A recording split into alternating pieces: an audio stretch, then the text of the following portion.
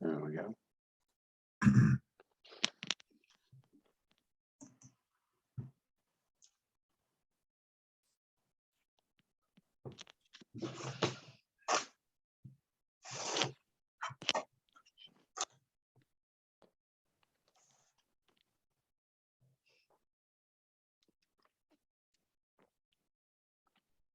Oh, I forgot. We're in the. We want speaker view. There we go.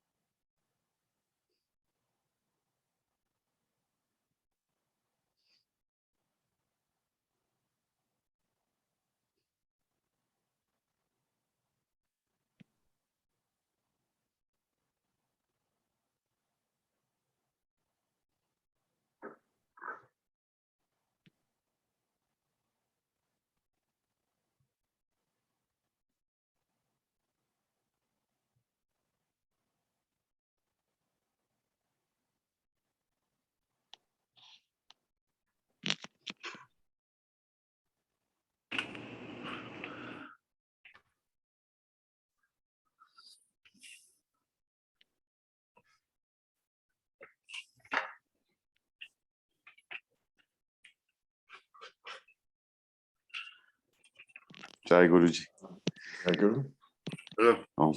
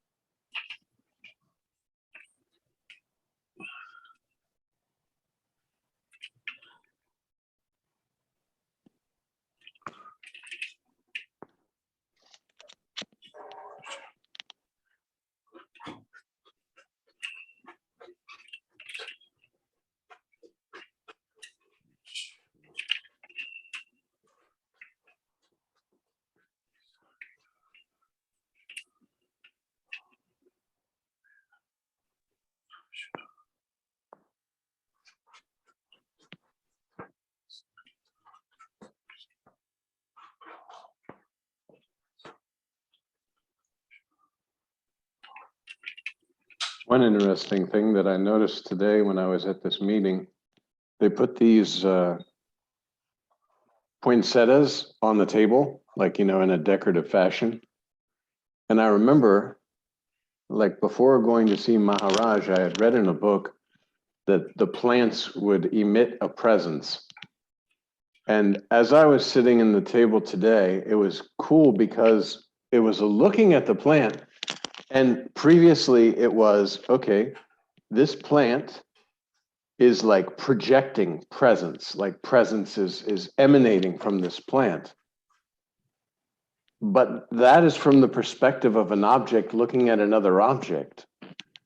And today, in looking at the poinsettia, it was the knowing that the presence, this plant has appeared within that presence. This object has appeared within that presence. And when I sit and meditate, and when I'm sitting with my own self, I know that all of these objects are appearing within that presence. But it was just a kind of a twist of seeing, whereas previously it was the plant is radiating presence, and you could kind of like look at the plant and sort of feel and sort of even see like the radiance of the presence that was around the plant. But now the understanding is that, well, the presence, this plant has appeared within that presence, because there's no longer an object to object identification of this plant is an object that's radiating presence. It's now, there is nothing but presence, and all of these are an appearance within that presence, including this plant, including this body form, including everything that's seen. So it was just a nice kind of interesting moment.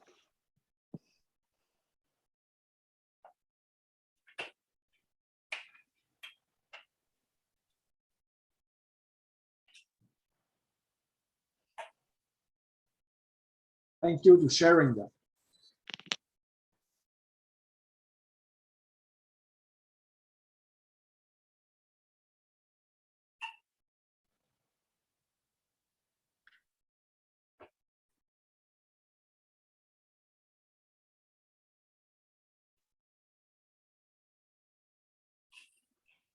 It makes me think, so ultimately there's no experience, no experiencer. There is no John perceiving the plant, and there's no plant. But through that like presence, it reflected back on itself. Like, so it was that, and it's beautiful in the moment, but it's recognition that every all of it is that same thing. So it's like, I was thinking when you're saying that, like, it's like, oh, so it's coming from me, but not Jordan or JD, not like some something I can grasp, like, but that same presence that's beyond me, so-called me or you in that plant, is the exact same thing, like reflecting back to itself. So it's like the same union, or at least that's how I kind of interpret that, because I can see certain things like that in my own experience, or it seems like, I don't know, it's kind of like mysterious, but it just seems like there's more people or things, or I see where I didn't used to see this oneness, or this truth around things. Like, it just, I guess it's like, it's reassuring, I guess, amidst like all the chaos and like, you know, whatever afflictions are happening in the dream, you know, all that stuff that feels so real, but that's the same. I mean, I think I read somewhere like how could oneness victimize itself, and I think that's what I'm trying to convey, or at least that's what you made me think of. You know, there's no activity within presence. Like there really is, presence is not involved in the activity, just like the space in the room is not involved. People could be dancing in the room and doing all sort of thing, but the space is totally unaffected. It's unmoving. The objects or the appearances that are appearing appear to be moving within that is unmoving. And that is unmoving is your own selfless self. Unchanging. Whether the body is there or not there, presence is. Whether there's motion or no motion, presence is motionless. Just as the space, activities that are occurring within the space in the room have no effect on the space at all.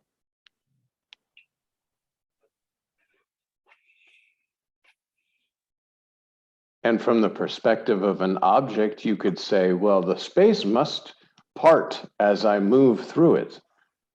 But no, this is not true. So it can be seen that these objects can move, this whole world can be moving, people can be being born and dying, and there's an earthquake or tornado, but the presence is completely unaffected. It never was anything.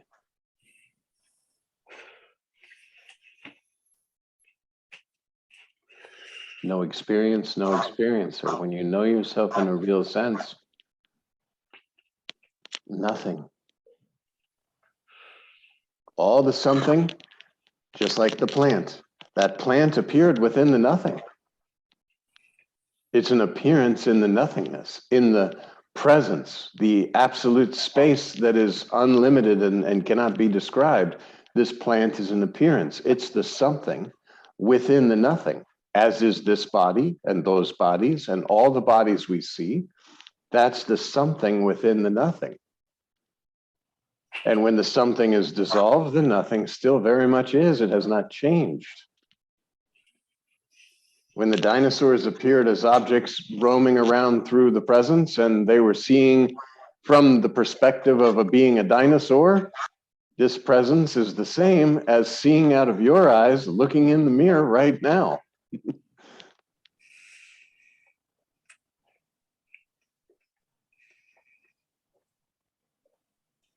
Just as the dream consciousness lay down at sleep, boom, the dream world is there. So many things to see, so many objects to objects, so much activity. But you absolutely know when you wake up, none of that was true.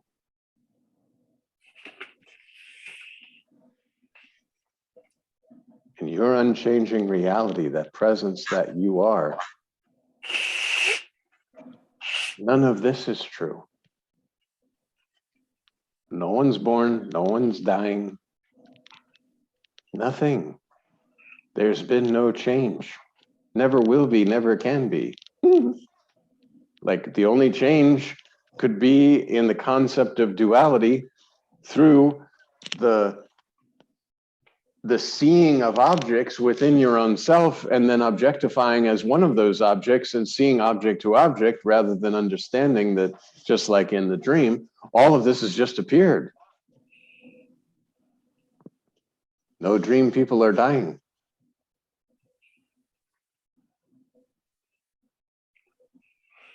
Imagine you had to hold funerals for all the people that died in your dream the next day. Like you see 500 people in your dream in a mall and you wake up, oh my gosh, that's 500 people that are gone. You know, the little girl who's over there riding on the carousel and the people who are in line buying ice cream and the people who work hard behind the counter, oh, they're all gone. What happens to them when they leave the body?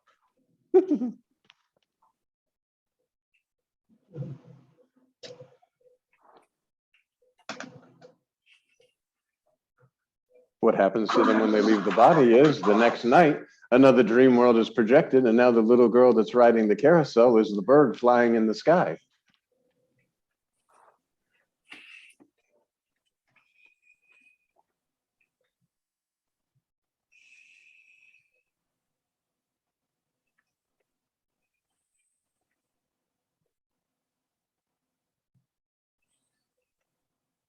Infinite number of forms appearing and disappearing within the formlessness that doesn't appear or disappear and just is.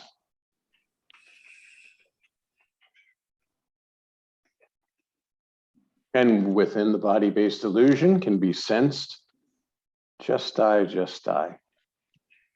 Nisargadatta Maharaj always talks about, you know, you are, the you are feeling, that I without anything.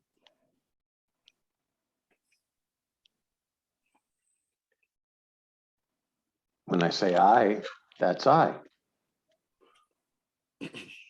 And now how can that I be an individual? how can that you are feeling be objectified?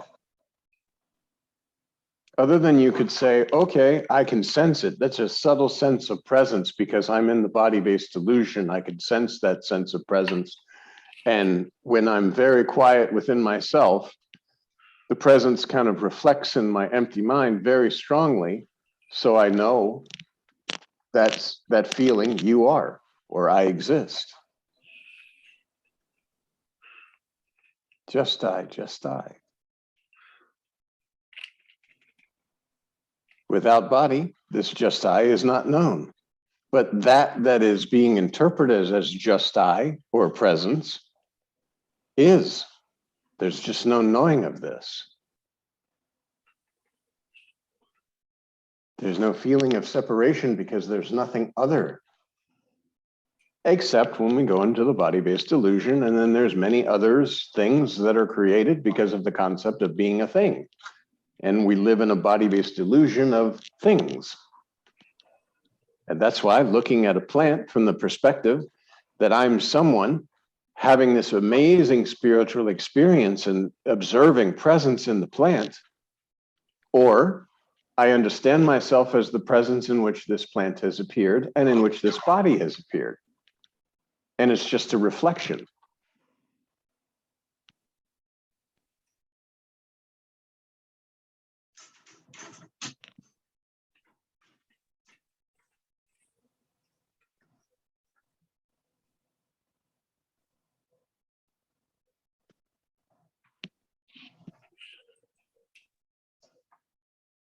Would you say, could you say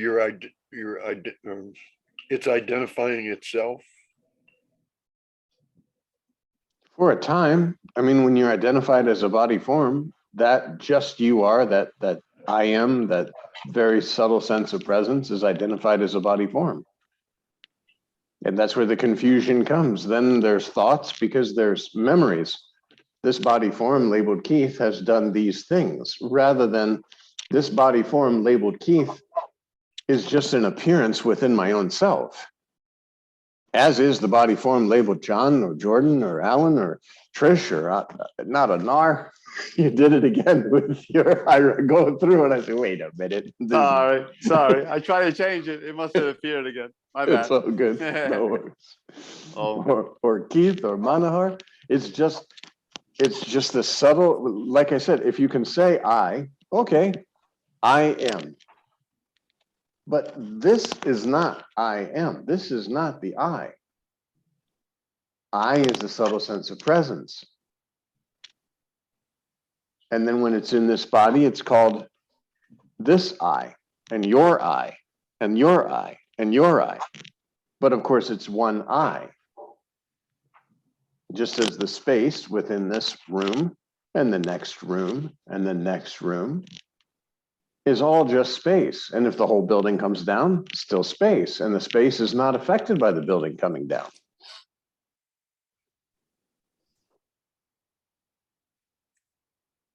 And space is more subtle than the air because the air is affected. When the building comes down, there's a rush. There's dirt, there's debris. But space is not this. It's more subtle. And presence is more subtle than space.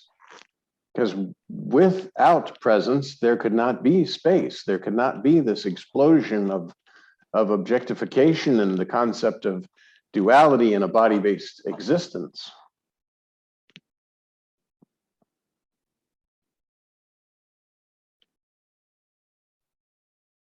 You're the most subtle.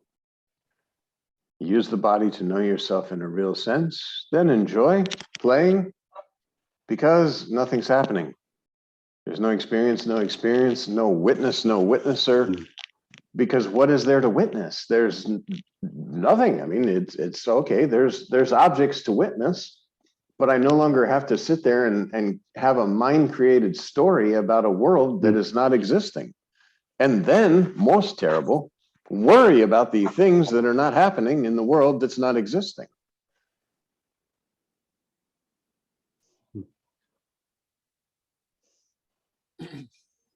Because of flowing along with mind and creating a story about things that are not.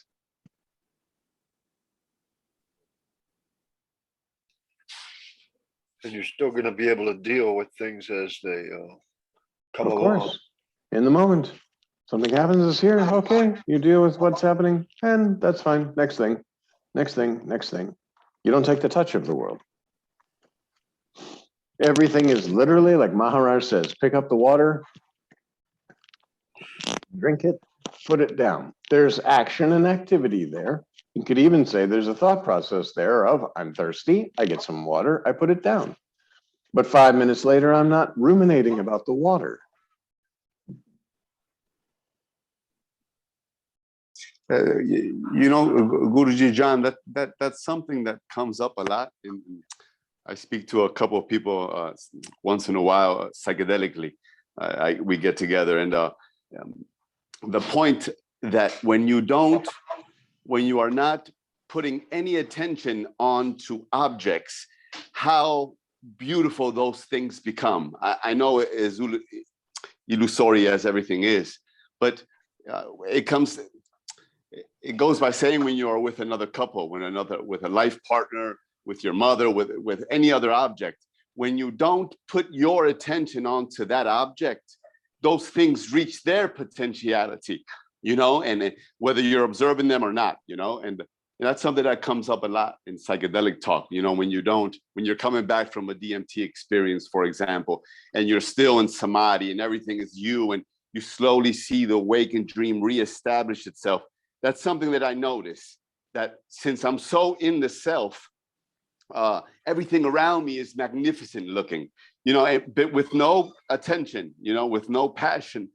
And I noticed that the less you put that love into the objects externally, man, you give them an actual chance to reach their potentiality. You know, I guess that's why a lot of couples break up, you know, like my parents are separated, and it's because they were both in love with each other, not with themselves. You know, they weren't in, and I noticed that when you don't put, like what you're saying, you don't put attention onto an object, oof, you can drain it. You actually drain it when you put that love out there, that false love. And I think that's something that has to do with that, you know. But yeah, it's very interesting how even objects, even though it's in this dream, can reach. You know, I see plants when I'm in that state, when I'm in the DMT state. I see other objects, the simplest thing, with the less conscious, maybe much less conscious. But man, it's, you know, incredible to see a regular drawer, a photo of the Sargadatta. Oh man, a photo of you, just to see how that chemical reacts in that world, because you're allowing that object to be what it wants to be, and you're in this state, you know, where everything is you and you are everything.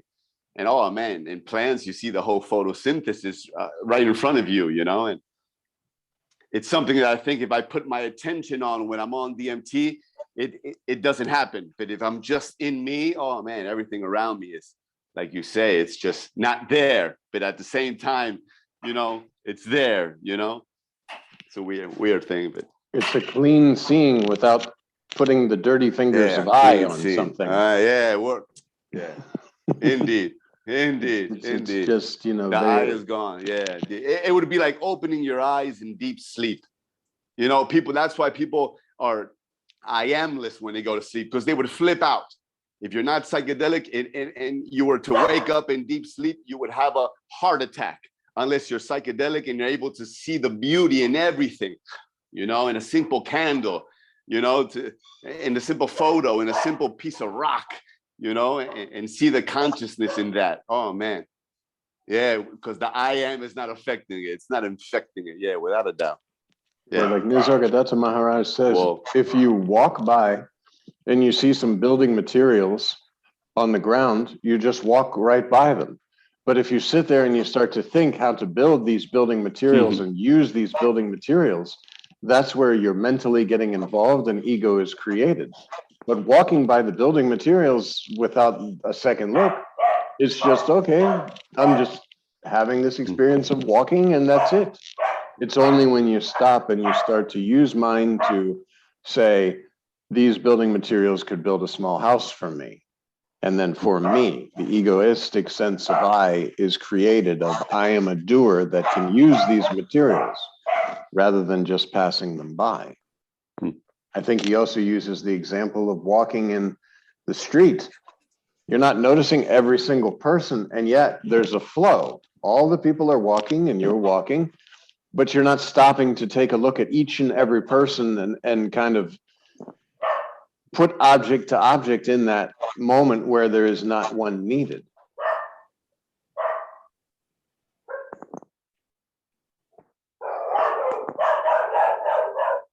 I suppose that's sort of it shows the difference between spontaneous, just acting with the moment, just letting it pass and working with it, and then the other approaches to try to manipulate it or figure it out and make it bend to what some kind of vision of what you think you want.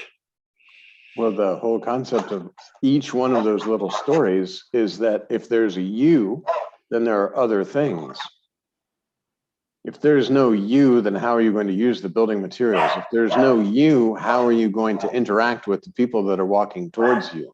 It's more like you're just formless and you don't have that tap, tap, tap of thoughts trying to compress you in a limited body form. Well, it's sort of like I guess what I'm getting at, you can do things without taking the touch, or else you can do things while you are taking the touch. And there's a qualitative difference, sort of the way. Absolutely. When you take the touch of doing something, you create a doer. And then the deed is a good deed or a bad deed. And then you take credit for the deed. And then if you think it's a good deed, but somebody else says it's a bad deed, then you might be depressed. Or you might be angry because someone is now interacting with you on a level because you have taken doership of a deed. You said, this is what I have done. Basically like, look at me, look at me, look at all the good things I've done. And somebody says, well, that's nothing. Look what I've done. And now you're depressed or angry. But if you're not taking the touch, you're okay, what's right in front of you? You're taking care of the moment and doing, and it's just like the drinking. And somebody says, oh, that's why Nisargadatta Maharaj says, oh, you're a very bad saint. Okay, not depressed. Oh, you're a very great saint. Okay, not elated. It makes no difference because whom are you speaking about? There's no deed, no doer. However, if you take the touch and you say, I did this amazing thing, or wow, that was a really great thing that we did, or what, then you've opened yourself up. You've taken the touch of something that was a spontaneous action. You did it after the fact. You created a doer, an egoistic sense of I that's done something. And basically you put that out there and asked the world to say, was it good? Was it bad?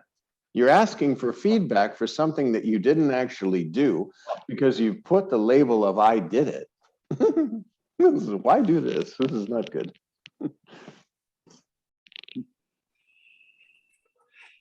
Then you set yourself up for being for spoiling the situation with your judgments and of course you invite judgment, depression and all that.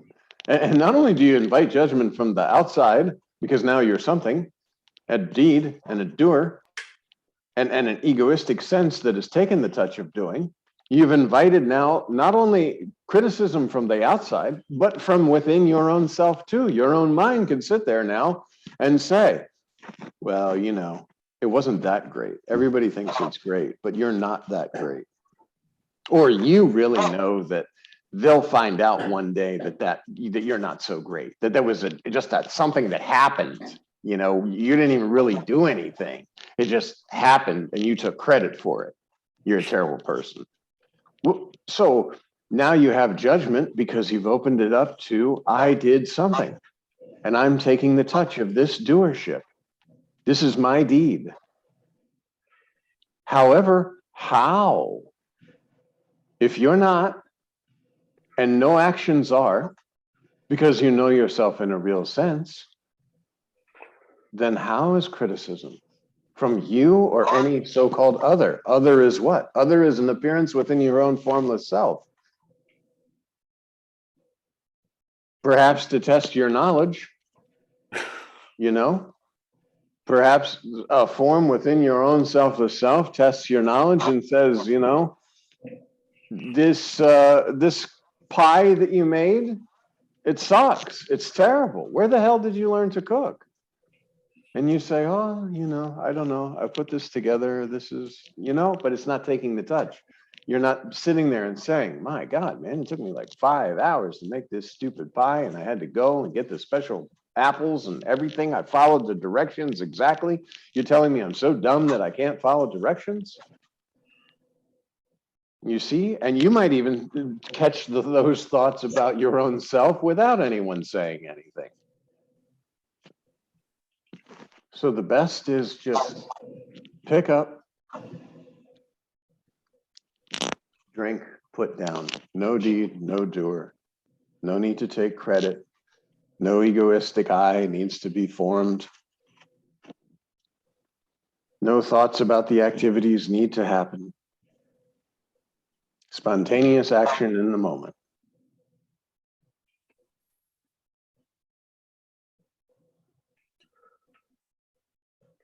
What kind of interests me is that, okay, I go through my life most of the time in a state of sort of like, feeling myself. I'm dealing with things, nothing's too necessarily bother me, but they easily can.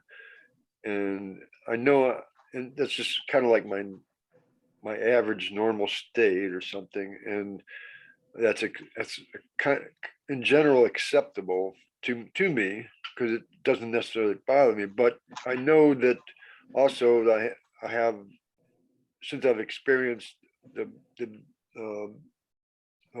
beauty of being free from self at times, and it's so real, when I go into bliss and stuff.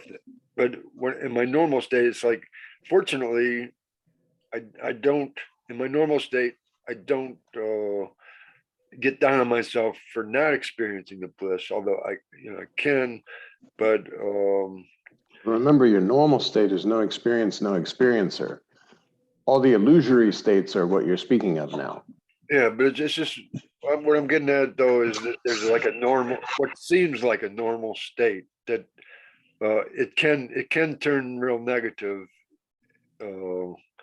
In those moments, see, this can be easily used because you understand that the entire world's illusion. Master has said this, the books have said this, you've experienced this a couple of times for your own selfless self. The entire world is illusion. I'm formless. I know this because I have sensed this bliss. So now that I know this truth, why get involved? When I start to get upset, okay, pause, fall back into my own self.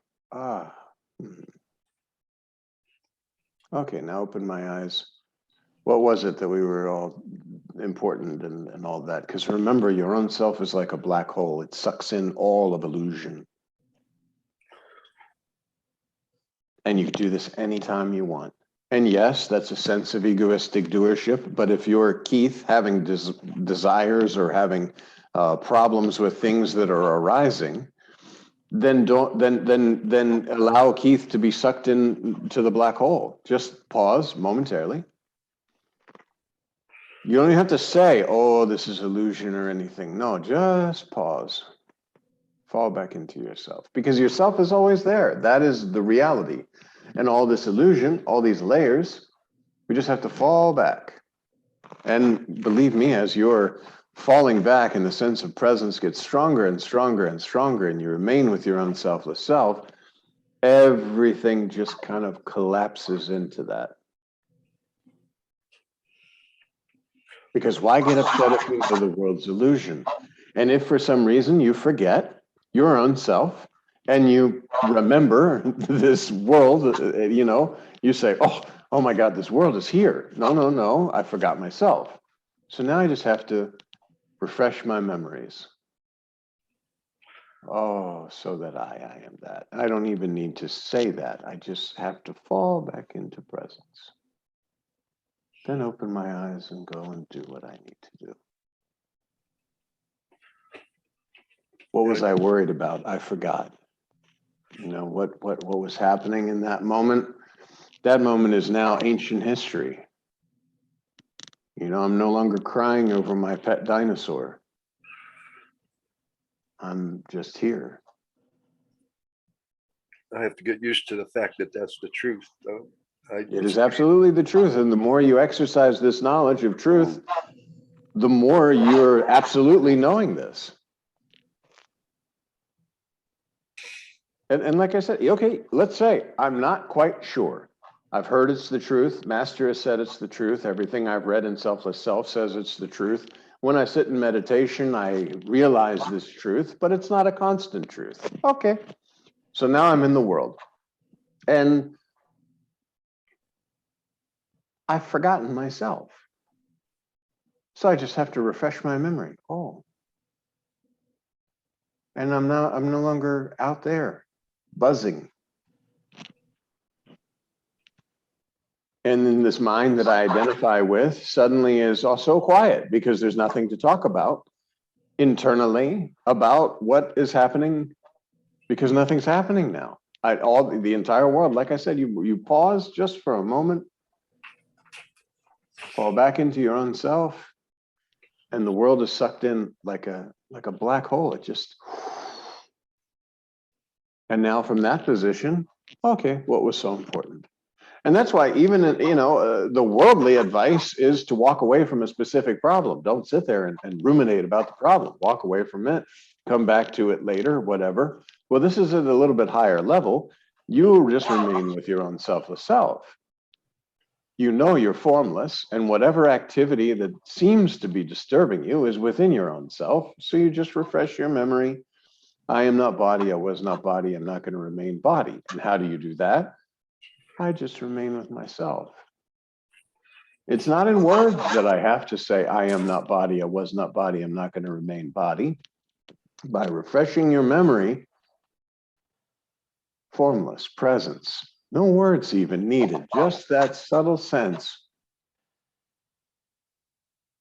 Now the concept of body is gone because there's nothing there in this way. How? There's no thinking because even that whole thought process that there's a thinker is absorbed in this black hole that you are. That subtle, subtle I. Just I. That sense you are, I am. Just subtle, subtle, subtle presence.